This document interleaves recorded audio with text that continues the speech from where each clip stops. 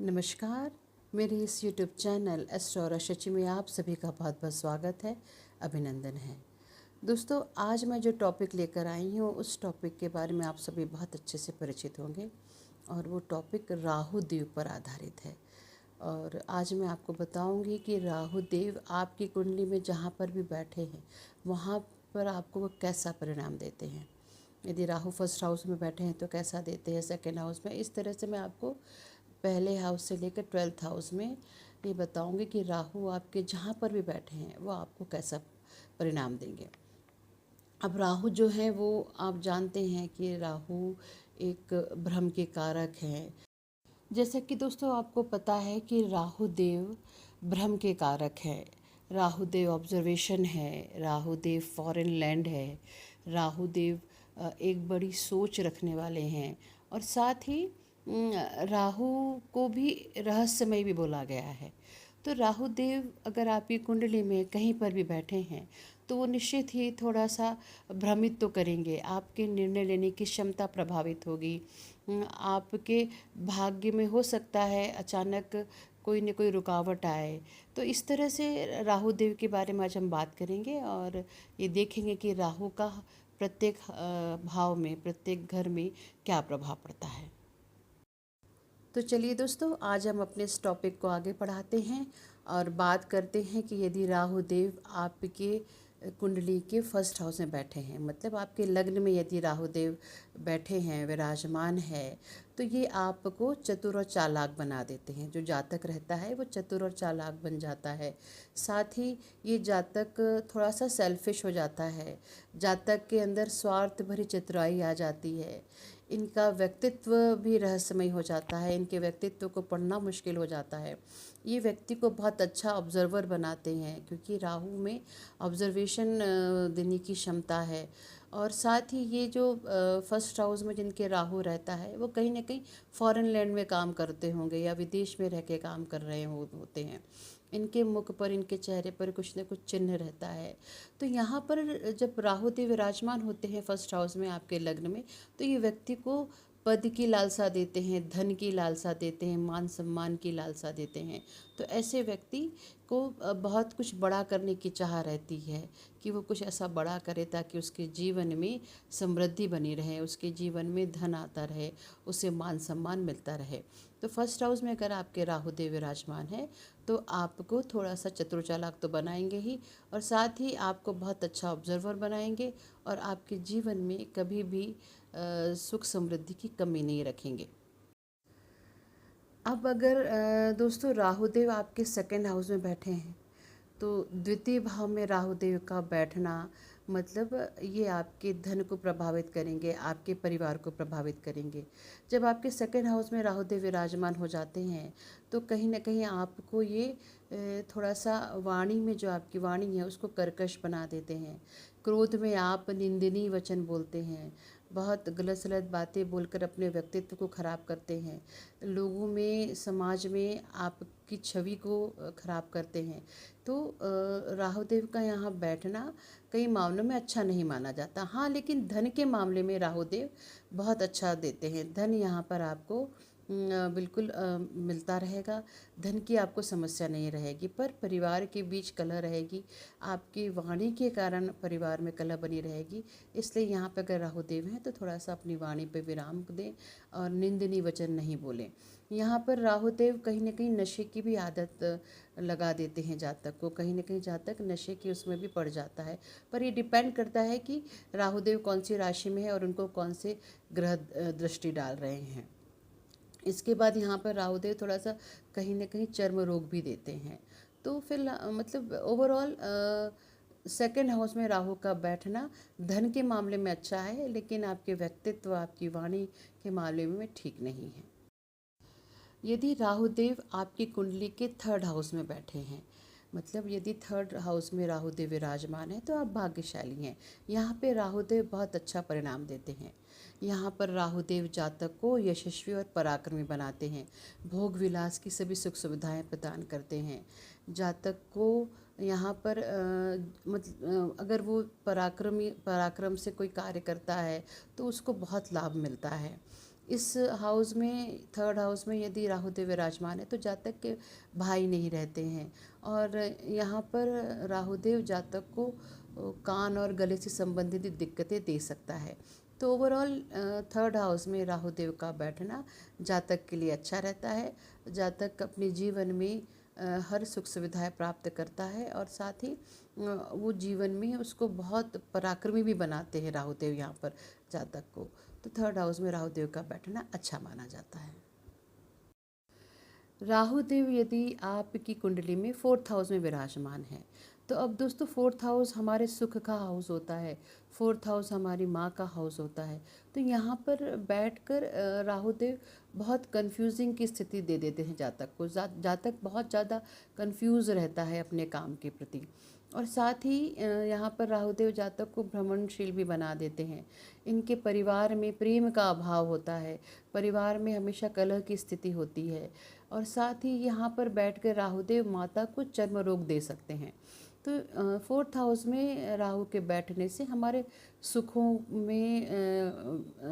में कमी आ जाती है, हमारे जीवन में एक तरह से प्रेम की कमी आ जाती है, और इन सब चीज़ों के अभाव रहने के कारण व्यक्ति का, जातक का भाग्य उदय नहीं हो पाता है, और जीवन में बहुत ज़्यादा समस्याएं यहाँ पर बैठकर राहुदेव देते हैं।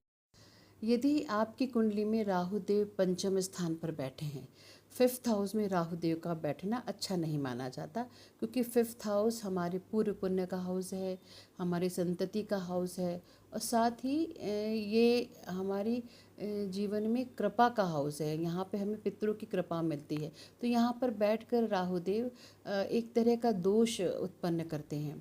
यदि आपकी कुंडली में यहाँ पर राहुदेव विराजमान है, तो वो आपकी बुद्धि को कुटिल बना देता है, और आपके जीवन में संतान उत्पत्ति में आपको दिक्कत देता है। एक तो संतान होगी नहीं, होगी तो देर से होगी, अगर देर से भी हो गई तो वो कहीं ना कहीं आपको बहुत प्रॉब्लम में रखेगी। संतान से आपकी नहीं बन पाती, कुछ न कुछ दिक्कतें यहाँ पर बैठकर राहुदेव आपको देते हैं।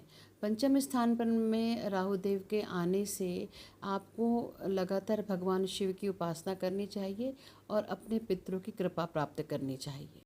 पंचम स्थान पर बैठकर राहुदेव यहाँ पर आपकी डिसीज़न पावर को वीक करता है, आपकी निर्णय लेने की क्षमताओं को प्रभावित करता है, कमज़ोर कर देता है आपकी डिसीज़न पावर को। ये यहाँ पर आपको सरकार से पंगा नहीं लेना चाहिए, आपको सरकार जो भी आदेश देती है आपको वो मानना चाहिए। साथ ही यहाँ पर बैठकर, क्योंकि देखिए ओरिजिनल ये सूर्य देव का हाउस है, यहाँ पर पाँचवें नंबर की जो सिंह राशि वो आती है। तो यहाँ पर यदि राहुदेव बैठे हैं तो आपको बहुत सारी दिक्कतों का सामना करना पड़ सकता है, पर यदि आप लगातार भगवान शिव की पूजा अर्चना करेंगे, अपने पितरों की कृपा प्राप्त करते रहेंगे, तो निश्चित ही यहाँ पर राहुदेव आपको अच्छे रिजल्ट्स देंगे। अब यदि सिक्स हाउस में राहुदेव आपकी कुंडली में विराजमान है, मतलब छठे भाव में यदि राहुदेव आपकी कुंडली में विराजमान है, तो यहाँ पर बैठकर राहुदेव बहुत अच्छा परिणाम देते हैं। यहाँ पर बैठकर राहुदेव जातक को सुखी बनाते हैं, जातक का स्वभाव धीर गंभीर हो जाता है, जातक बहुत विद्वान हो जाता है, और अनायास ही अपने शत्रुओं पर विजय प्राप्त कर लेता है।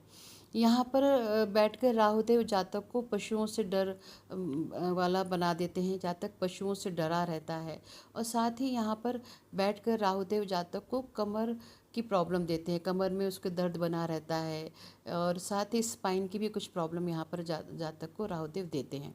तो ओवरऑल सिक्स हाउस में यदि आपकी कुंडली में राहुदेव विराजमान है तो ये एक बहुत अच्छा साइन है। ये यहाँ पर राहुदेव बैठकर आपको बहुत अच्छे परिणाम देंगे, आपके जीवन में सुख समृद्धि आएगी।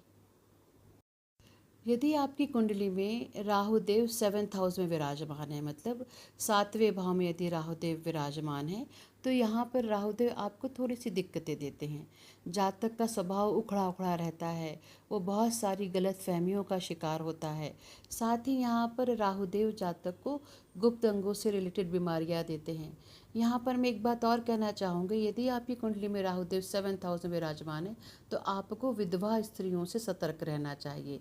यहाँ पर बैठकर राहुदेव आपको जीवन में पति या पत्नी से रिलेटेड परेशानियां देते हैं। हो सकता है पति का स्वभाव ठीक नहीं हो, या पति को कुछ नशे की आदतें हों। हो सकता है पत्नी का स्वभाव नहीं ठीक हो, पत्नी बहुत क्रोधी मिलती है। ऐसा बहुत सारे शास्त्रों में लिखा है। लेकिन ये यहाँ पर ये देखना चाहिए कि राहुदेव किस राशि में विराजमान है, और साथ ही राहुदेव पर किन शुभ ग्रहों की दृष्टियाँ हैं।